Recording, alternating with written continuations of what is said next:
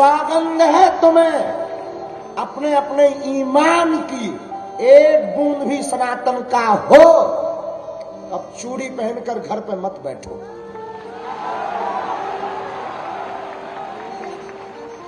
तुम मेरा साथ दो। देखो, माफ करिएगा, मीडिया वालों की कोई दिक्कत नहीं, मीडिया वालों ने तो वही दिखाया जो था, वो तो विचारे मध्यस्थ है, भारत का चौथा स्तंभ है। और धन्यवाद पुनः पूरी भारत की मीडिया को हम व्यासपीठ से दे रहे हैं। हाँ, लेकिन एक बात बोले पत्रकार महोदय, अपना मठा कोई पतला नहीं कहता है, ये मत समझिएगा। ये लोग कह रहे हैं कि बागेश्वर बाबा सनातन का झंडा गाड़ दिए। हाँ, कभी वो लीजिएगा, क्या कहते हैं Bageshwar Baba, I am not Bageshwar Baba, I am only Dhirendra Krishna. Bageshwar Baba means Hanuman ji. I am not Bageshwar Dham Sarkar, I am only Dhirendra Krishna. I cannot speak in English, but I understand your feelings, everyone, my dear. हाँ, तो मेरे माई बाप सच बतावे, भारत के इतिहास में काऊ पादरी इतना एक्सपोज नहीं भया। और 40 करोड़ लोग बागेश्वर धाम के साथ हुए। क्यों? क्योंकि सच कह रहे हैं। हम कोई महिमा गाने के लिए बात नहीं कह रहे।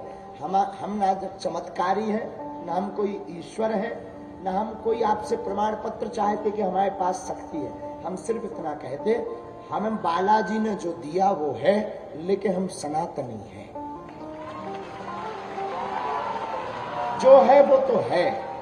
अब फिर कहते हैं, किसी को भी लगता हो भगवान नहीं होते, दिव्य शक्तियां नहीं होती, तो welcome to you Bageshwar Dham दरबार।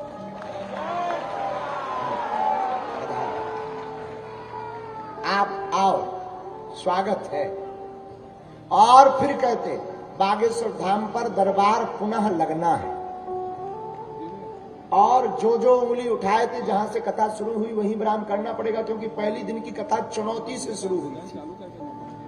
हाँ, हमें पूरा याद रहता है, एक एक वाक्य चुनौती से शुरू हुई थी। तो विराम भी हम ये कर रहे हैं कि जब चुनौती से कथा शुरू हुई, तो हम फिर कहते, भारत के इतिहास में हम पर इन संतों का ऐसा आशीर्वाद है, इन ब्राह्मणों का आशीर्वाद है, हमारे गुरु ने हमें चुना है।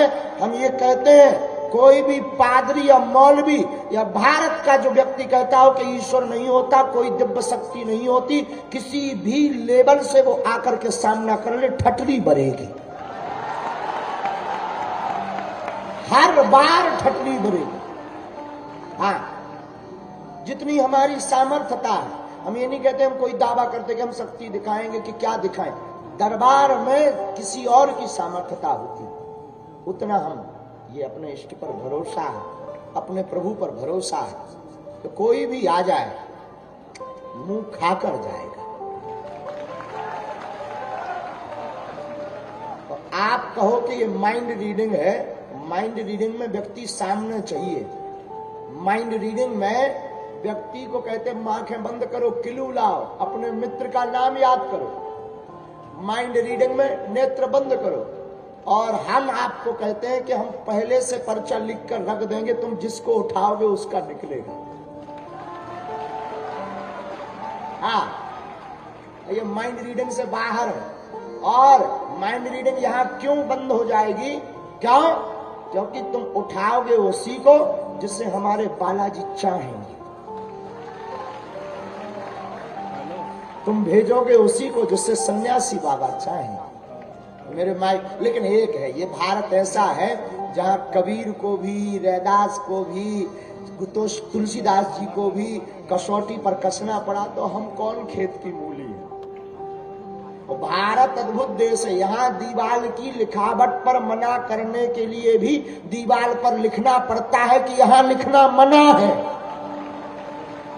हाँ, ये यही पाया जाता है। यहाँ लिखना पड़ता है, यहाँ लिखना, उसके लिए भी लिखना पड़ता है, उसके लिए भी लिखना पड़ता है। और दुनिया भी अद्भुत है, अद्भुत अद्भुत है। तरह तरह के लोग कुछ ना कुछ वो बोलेंगे। भैया कितना भी भगवान राम को टिप्पणी करने से नहीं छोड़ा, हमें कब छोड़ेंगे? हमें किसी से कोई बुराई नहीं, कोई टिप्पणी कर रहा उसको thank you very much and same to you.